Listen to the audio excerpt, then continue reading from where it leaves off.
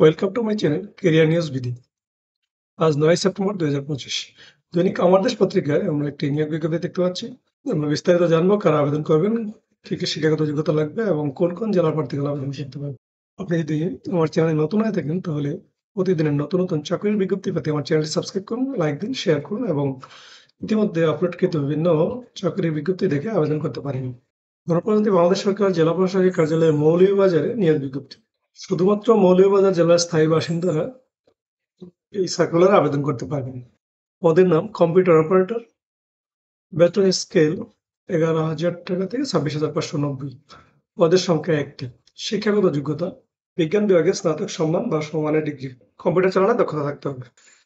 বাংলায় 25 ও ইংরেজিতে 30 শব্দের গতি থাকতে হবে। অফিস সহকারী কাম কম্পিউটার অপারেটর।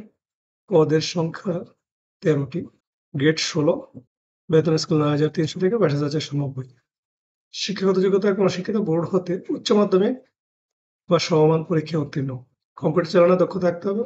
কম্পিউটারে প্রতি মিনিট বাংলায় 20 এবং ইংরেজিতে 20 শব্দের গতি থাকতে হবে।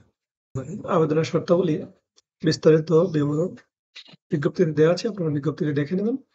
বিজ্ঞপ্তির লিঙ্কটি আমার ভিডিও ডেসক্রিপশনে পেয়ে যাবেন। আবেদনের সময়সীমা অনলাইনে আবেদনপত্র জমা দানের শেষ তারিখ 15/10/2025। অনলাইনে আবেদনের নিয়মকানুন বিস্তারিত বিবরণ বিজ্ঞপ্তিতে দেওয়া আছে, আপনারা বিজ্ঞপ্তিটা ভালোভাবে দেখে আবেদন করবেন।